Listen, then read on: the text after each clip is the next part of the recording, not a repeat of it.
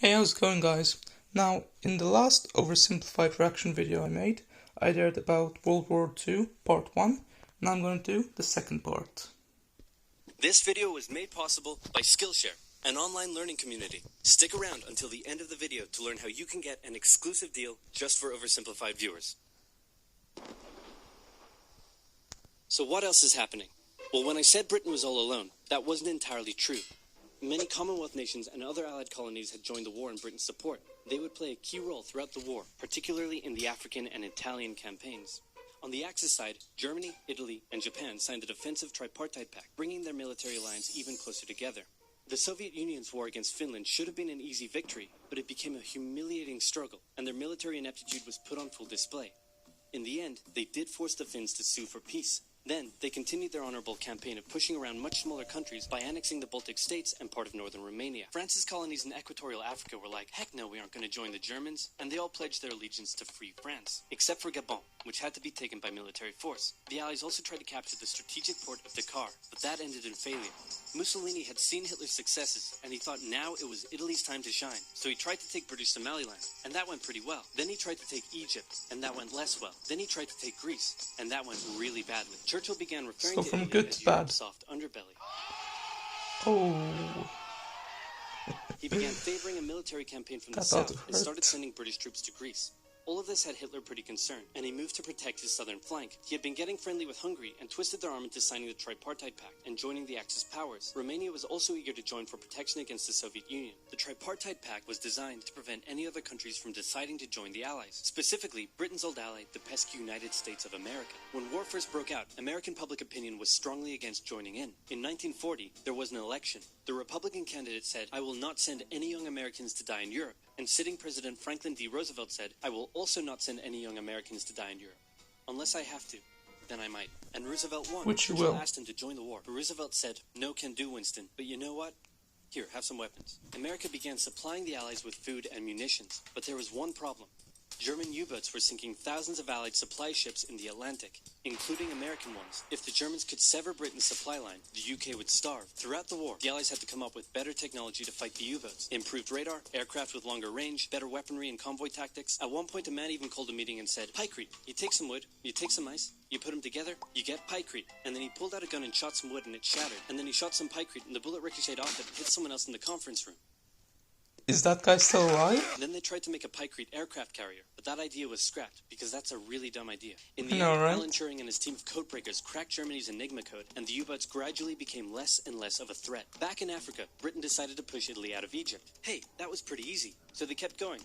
Hitler realized he was going to have to finally step in and do something. He went to Bulgaria and Yugoslavia and said, "Hey, Bulgaria, my so you country. get to Greece, so either join us, or, be invaded." Bulgaria opted to join them. Yugoslavia opted to be invaded. This is embarrassing. And Greece finally fell to the joint German-Italian invasion. The British had moved troops from North Africa to fight in Greece, which helped Rommel and his tank divisions push the British back to Egypt. And they could have kept going, but a small, mostly Australian force held out under siege for 8 months in Tobruk, denying the Germans a strategic port city and disrupting their supply line. Despite having some success in the Middle East, the British didn't seem like any real threat for now. Hey, Soviet Union, look out! With 3 million troops, Hitler launched the largest ground invasion in history, and Stalin was far from ready. Both Churchill and Roosevelt had warned him of an impending attack, but he dug his head in the sand, and the Soviets didn't stand a chance. Germany made staggering progress, with huge encircling movements capturing mind-boggling numbers of Russian troops. 250,000 at Bialystok, Minsk, 300,000 at Smolensk, nearly 700,000 at Kiev, and again at Vyazma and Bryansk. Leningrad was put under a siege that would last an insufferable 4 years. The invasion of Russia had been Hitler's main ideological goal from the beginning, and his hatred for the ethnic peoples there was now unleashed in all its fury. The Eastern Front of the Second World War was brutal for all that endured it. The Germans were now inside of Moscow, and that's it. It's all over. But then it happened. It got cold. Stupid cold. Here's the thing, an invasion of Russia could be successful at first, but it's way too big to actually succeed. No, keep going. But oil is literally freezing inside our vehicles. That's fine, keep going. We're having to leave the corpses of our frozen horses by the side of the road so we can still find our way in the snowdrift. Perfectly normal, keep going. Hitler hadn't given his millions of men winter clothing and supplies because he thought he really should have won by now. Then, Stalin called in troops from the Siberian front, specially trained to fight in the extreme cold. and the Germans were no match. They were now being pushed back. They had no choice but to dig in And this wait is for why winter to you end. cannot invade Russia. Germany's victories were staggering, and Japan was eager not to miss the victory bus. Their war in China had come to a standstill, but they wanted to keep expanding their sphere of influence and getting those sweet, sweet raw materials. They began making plans to expand southward, but there was a problem. Southeast Asia was heavily colonized by America and Great Britain. It was also full of ocean. Ocean meant naval combat, and there was no way the Japanese Navy could stand up to the US and the UK. So they thought, wouldn't it be nice if we could destroy their navies before we began our conquest? Yeah, it And could. so it was. On If you December want 7, major countries to 1941, join the you, then Japanese yeah, launched sure, a why surprise not? air raid on the US Pacific Fleet at Pearl Harbor and inflicted a huge amount of damage. They also attacked British colonies in Southeast Asia. Roosevelt had no choice but to declare war on Japan, and so did Churchill. Hitler then declared war on America, even though he totally didn't have to. The attack on Pearl Harbor seemed like a big Japanese victory, but they didn't attack any of the naval repair yards, fuel storage tanks, or the submarine base, meaning the Pacific Fleet would be up and running again pretty soon. In the meantime, though, the Japanese were able to begin their conquest. They took Guam, the Gilbert Islands, Wake Island, Hong Kong, and the Philippines. They forced Thailand to join them so they could march their troops through to Malaya. They swept through Singapore, North Borneo, the East Indies, New Guinea, the Solomons, and they were now threatening northern Australia and the borders of India. Japan's victory had been as staggering as the Germans, and it reinforced the Japanese idea that this Kind was of a scary defining how war fast which they they were did it. destined to win. But their victories had been based on speed, not power, and power would eventually catch up with them. For now, though, in all occupied nations, the people suffered. Persecution, forced labor, harsh punishments for any who spoke out against their occupiers. In Europe, the Nazis were rounding up ethnic minorities and other unwanted groups and individuals. In particular, millions of Jewish people would suffer through the terrible events of the Holocaust. Brave resistance movements rose up in defiance of their invaders, while the people held out for hope. And hope was coming. Winter was over, and Hitler could continue his push eastward. But this time, he switched up his strategy. He wanted to focus on the south. His plan was to cut off the Russian armies in the Caucasus, an area full of oil, and then invade the Caucasus and take all the oil. His forces moved across the north with ease, and Hitler got cocky. He rerouted the 4th Panzer Army south early, leaving the 6th Army to complete the encircling movement alone. To do so, the 6th Army had to reach and take the key Soviet city of Stalingrad. The Russians defended it fiercely, and Stalingrad saw some of the harshest fighting of the entire war. The Soviets held up the German advance for 5 months as they battled in the war-torn city, which bought them valuable time. When the Germans had first launched their invasion a year earlier, the Soviets had moved their factories to the east. Those factories had been building a butt-ton of tanks and aircraft and getting the Soviet army up to scratch. Now, it was ready. Stalin gathered his new and improved forces around the city, and in the an Germans attack are gonna that get their resembled butts Hitler's own kicked. encirclement tactics, they began surrounding the 6th Army. Hitler's commanders came to him and said, "Hey, maybe we should retreat." But Hitler said, No, you stay. The entire 6th Army was trapped When and is he gonna had to shoot surrender. himself in the head With already? complete air superiority, the Soviets started pushing westward. For Stalin, it was a resounding victory. For Hitler, an absolute catastrophe. Things also weren't looking too good for Hitler elsewhere. With America now in the war, Allied bombing over German cities reached devastating levels. In Africa, the British had pushed Rommel back again. Then they were pushed back again, and finally, after a decisive battle at El Alamein, and with American and British troops arriving in the west, the Germans and Italians were squeezed out of Africa. Japan was also already seeing its rapid success being turned around. They attempted to take the island of Midway, but the US Navy was ready for the attack, and they sank Japan's carrier. Actually, they sank a lot of them. It was a battle from which the Japanese Navy would never recover. British, Indian, and Chinese troops held the line in the harsh jungle terrain of Burma, and the Japanese suffered losses in the Solomon Islands and New Guinea. They began to realize they were not invincible. With the Axis out of Africa, the Allies had to decide their next move. Churchill still wanted to attack from the south, while the Americans preferred a full sea invasion in northern France. All right, said the Americans, we'll do it your way. Allied forces successfully landed in Sicily and began moving north. They also carried out bombing raids over Rome. The thing was, many of the people in Sicily had relatives living in America, and they greeted the American troops quite warmly. With the war reaching home territory, most Italians just weren't that into it, and Mussolini was suddenly very unpopular. He was voted out by his own fascist Grand Council and was toppled from power. Italy immediately began negotiations for surrender. Hitler wasn't surprised and had already sent reinforcements southward. In an operation he ironically called Operation Axis, German troops quickly disarmed Italian troops in the north. The Allies continued fighting the Germans up through Italy, but then winter set in, meaning mud, and everything slowed to a halt. All right, said the Americans, let's do it our way as well.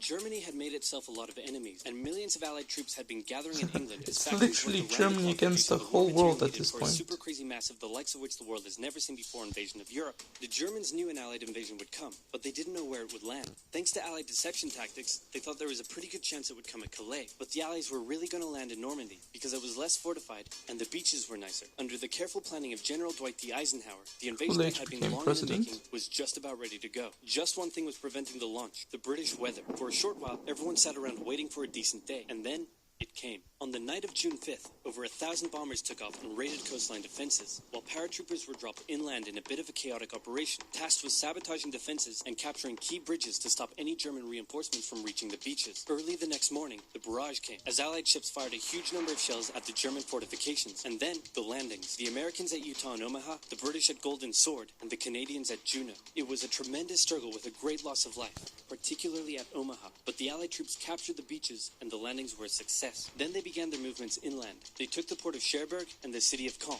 The Americans moved south to capture Brittany. Then, in a massive disaster for the Germans, British and Canadian troops from the north and Americans from the south trapped the German 7th Army in a near wipeout encircling movement. In August, Allied troops landed in the south of France to little resistance. On one beach, all they found was a Frenchman handing out champagne. Paris was liberated, and the Germans were pushed out of France as the Allies entered Belgium.